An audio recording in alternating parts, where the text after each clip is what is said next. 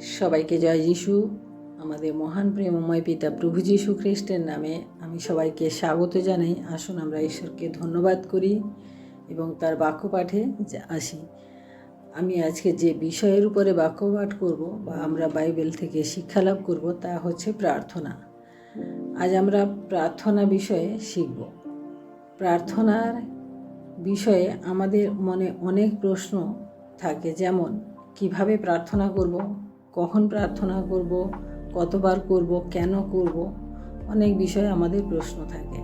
আজকের বাইবেল অধ্যয়নের মাধ্যমে আমরা এই সমস্ত প্রশ্নের উত্তর পাব। প্রার্থনা কি? খুব সহজ একটি শব্দ যে প্রার্থনা কি, কিন্তু বাইবেল থেকে আমরা যখন দেখি যে ঈশ্বরের সহিত কথোপকথনকেই প্রার্থনা বলে, অর্থাৎ আমরা যখন ঈশ্বরের সাথে কথা বলি তখন সেটাকেই প্রার্থনা বলে। প্রথম প্রশ্ন হচ্ছে যে আমাদের প্রার্থনা কে করতে পারে। প্রথম প্রশ্ন সেটা হচ্ছে যে প্রার্থনা কে করতে পারে। আমরা দেখি জগতের নাস্তিকবাদে, যারা নাস্তিক তারা বাদ দিয়ে সকলে আমরা প্রার্থনা করতে পারি, কিন্তু বাইবেল অনুসারে কে প্রার্থনা করতে পারে এই প্রশ্নের উত্তরে আমরা দেখি প্রভু যীশু যখন তার শিষ্যদেরকে প্রার্থনা শেখাচ্ছিলেন, সেখানে আমরা যে পদটি দেখি, মথিলিখিত সুসমাচার তার 6 অধ্যায় 9 পদে লেখা আছে প্রথমে যে হে আমাদের স্বর্গস্থ পিতা। অর্থাৎ এই শব্দের উপরে আমরা যদি দৃষ্টি রাখি তবে আমরা দেখতে পাবো যে কে প্রার্থনা করে। এখানে দেখি যে যারা বিশ্বাস করে যে ঈশ্বর আমাদের পিতা এবং আমরা তাহার সন্তান, সকলে আমরা প্রার্থনা করতে পারি। কে ঈশ্বরের সন্তান? যারা প্রভু যীশুকে বিশ্বাস করেন এবং প্রভু যীশু আমার পাপের জন্য মারা গেছেন তার যারা বিশ্বাস করে এই কথাটি, তারা প্রত্যেকে হচ্ছেন ঈশ্বরের সন্তান। দ্বিতীয় বাইবেল পদটি আমরা দেখি যোহন লিখিত সুসমাচার তার 15 অধ্যায় 7 পদে, তোমরা যদি আমাতে থাকো এবং আমার বাক্য যদি তোমাদিগতে থাকে তবে তোমাদের যাহা ইচ্ছা হয় যাচনা করিও, তোমাদের জন্য তাহা করা যাইবে। এখানে আমরা দেখি যে আমাদের ঈশ্বরের সন্তান হতে হবে। দ্বিতীয়ত, ঈশ্বরের সাথে আমাদেরকে সংযুক্ত থাকতে হবে। এই দুটি বিষয় যদি আমাদের মধ্যে থাকে তাহলে আমরা প্রার্থনা করতে পারি। আর তখন মথিলিখিত সুসমাচার 7 অধ্যায় 7 পদ আমরা দাবিও করতে পারি। বাক্যে লেখা রয়েছে কি, যাচনা করো তোমাদিগকে দেওয়া যাইবে, অন্বেষণ করো পাইবে, দ্বারে আঘাত করো তোমাদের জন্য খুলিয়া দেওয়া যাইবে।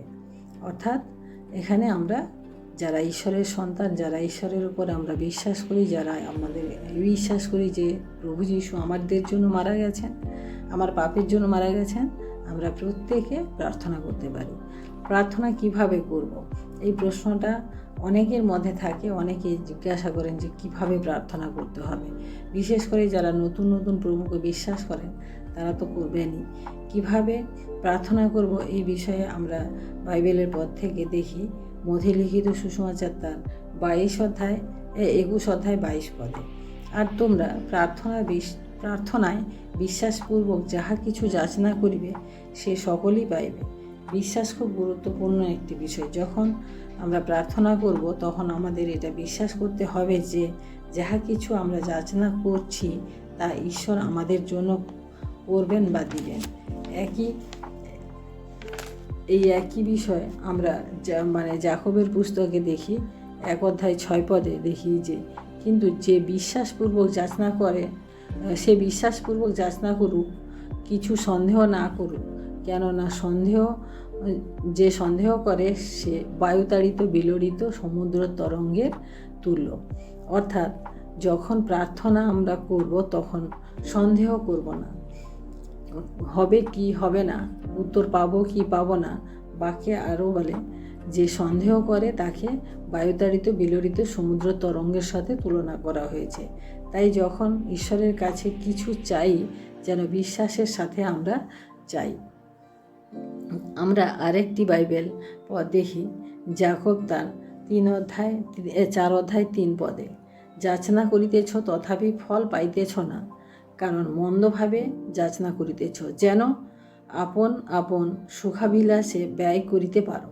প্রিয় ভাই বোনেরা, আমরা একবার নিজেদের প্রার্থনার বিষয়গুলো দেখি, যদি সত্যি কি আমাদের যে ওই বিষয়গুলোর প্রয়োজন রয়েছে, নাকি দেখানোর জন্য আমরা প্রার্থনা করি, নাকি আমাদের জীবনকে আরও সহজভাবে মানে আরম্ভের সহিত আমাদের জীবনযাপনের জন্য আমরা চাই।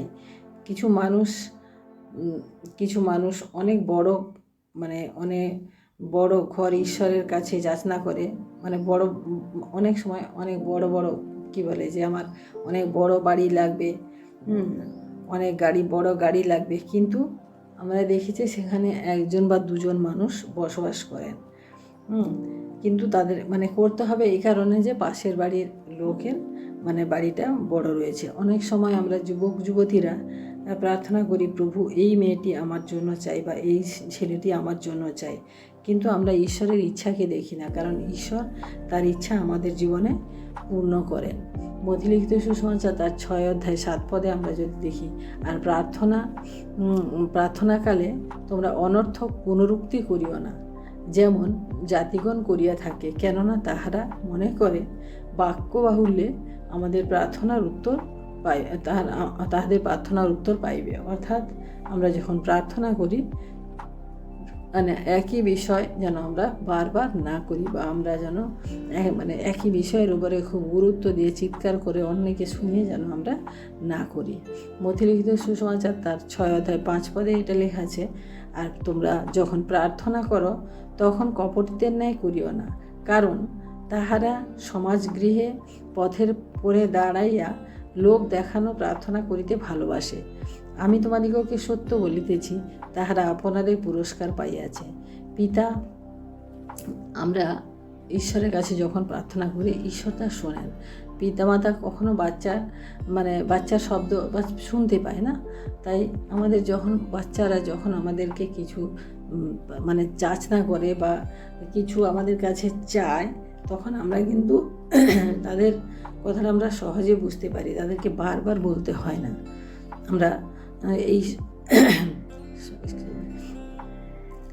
এই উদাহরণগুলি আমরা যখন দেখি যে একজন ফরিসি ও একজন করগ্রাহী, লুক লিখিত সুসমাচার তার 18 অধ্যায় 9 থেকে যদি আমরা 14 পদ পাঠ করি, যে একজন ফরিসি এবং করগ্রাহী কীভাবে ঈশ্বরের কাছে প্রার্থনা, ফরিসি কী বলল যে ফরিসি সে তার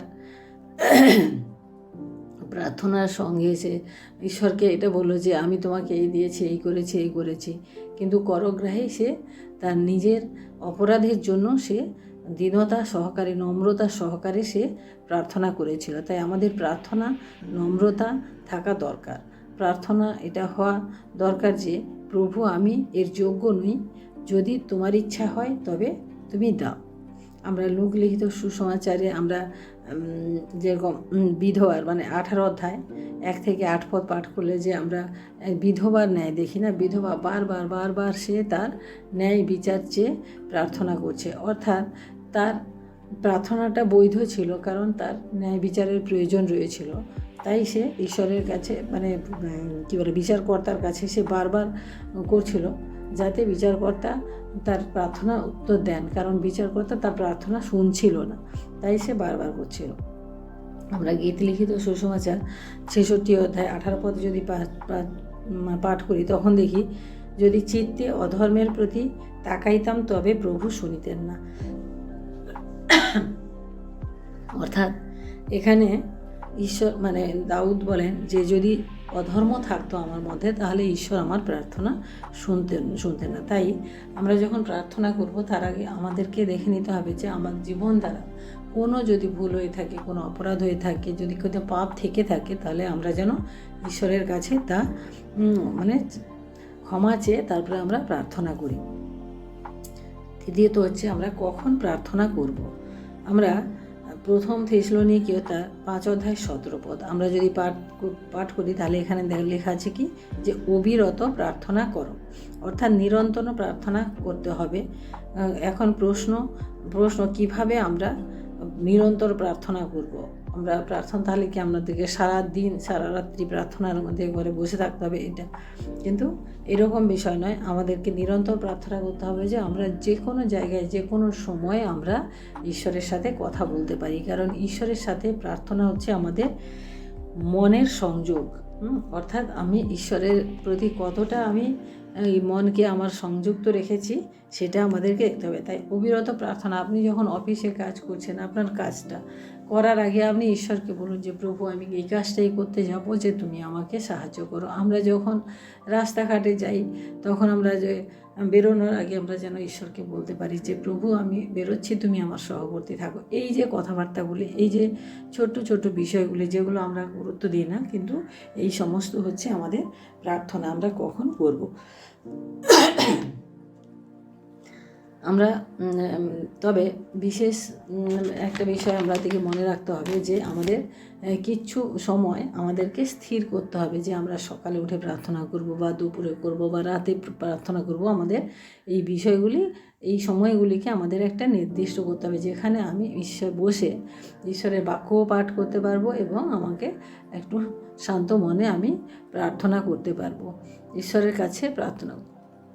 বাইবেলে কিছু আরও অনেক উদাহরণ রয়েছে যে দানিয়েল কিভাবে প্রার্থনা করতেন। দানিয়েল দিনে 3 বার প্রার্থনা করতেন। এটা তার অভ্যাস ছিল, কেবলমাত্র কঠিন পরিস্থিতিতে নয়, কিন্তু সে একটা অভ্যাস গড়ে তুলেছিল যে সে দিনে 3 বার প্রার্থনা করবে। প্রভু যীশু জীবনে যদি আমরা দেখি, প্রভু যীশু আমাদের জীবনের জন্য একটি বিশেষ গুরুত্বপূর্ণ দৃষ্টান্ত। তিনি মানে দিনে কতবার প্রার্থনা করতেন, কিভাবে প্রার্থনা করতেন, এখানে আমরা দেখি লূকা লিখিত সুসমাচার তার 6 অধ্যায় 12 পদ যদি আমরা পাঠ করি, দেখি যে প্রভু যীশু এখানে সারা রাত্রি প্রার্থনা করতেন।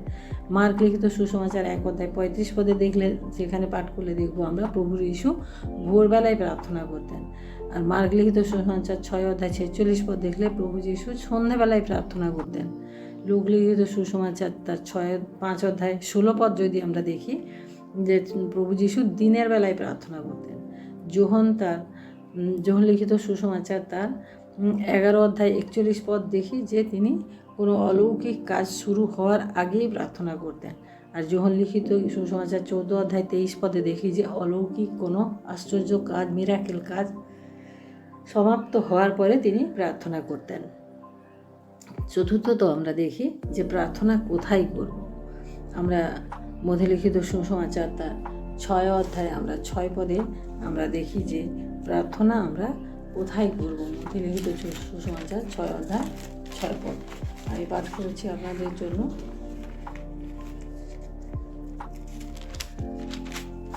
এখানে বাক্য বলে, কিন্তু তুমি যখন প্রার্থনা করো তখন তোমার অন্তরাগারে প্রবেশ করিও, আর দ্বার রুদ্ধ করিয়া তোমার পিতা যিনি গোপনে বর্তমান তাহার নিকটে প্রার্থনা করিও, তাহাতে তোমার পিতা যিনি গোপনে দেখেন তিনি তোমাকে ফল দিবেন। অর্থাৎ কি বলছে যে যখন আমরা প্রার্থনা করব অন্তরাগারে, অর্থাৎ নিজের আত্মাতে আমরা উদ্বুদ্ধ হব, এবং বলছে যে ঘরের ভেতরে গিয়ে তুমি বসে প্রার্থনা করো, যেখানে তোমাকে কেউ বিরক্ত করবে না, কেউ তোমাকে বাধা দেবে না, কোনো কিছু তোমার ডিস্টার্ব হবে না, শুধু কেবলমাত্র পিতার সঙ্গে তুমি সংযোগ রেখে তুমি প্রার্থনা করো। অর্থাৎ আমাদেরকে ব্যক্তিগতভাবে প্রার্থনা করা খুবই দরকার আছে। প্রার্থনা করলে আমাদের কি লাভ হবে? আত্মিক, শারীরিক এবং মানসিক শক্তি বৃদ্ধি পাবে। প্রভু যীশু সামর্থ্য ছিল, শয়তান প্রভু যীশুকে ভয় দেখিয়েছিল, প্রভু যীশুকে পরীক্ষা করেছিল, কিন্তু প্রভু যীশু যেহেতু প্রার্থনার সামর্থ্য ছিল, তাই তিনি শয়তানকে তার সমস্ত প্রার্থনার অর্থাৎ ঈশ্বরের বাক্যের দ্বারা তিনি তাকে পরাস্ত করেছিলেন। প্রার্থনা কেন করব এই বিষয়ে যদি আমরা দেখি যে আমরা মথিলিখিত সুসমাচার তার 26 অধ্যায় আমরা 41 পদে 26 অধ্যায় 41 পদ আমি পাঠ করি। এখানে বলে প্রার্থনা আমরা কেন করব। এখানে প্রভু যীশু এখানে প্রার্থনার যে কেন করব তার প্রশ্নে বলেছেন, জাগিয়া থাকো ও প্রার্থনা করো যেন পরীক্ষায় না পড়ো। জাগিয়া থাকো, প্রার্থনা করো যেন পরীক্ষায় না পড়ো। অর্থাৎ যেন আমরা পরীক্ষায় না পড়ি, ঈশ্বরের ইচ্ছা কী সেটা যেন আমরা জানতে পারি। প্রার্থনা আমাদের জীবনকে পরিবর্তন করে।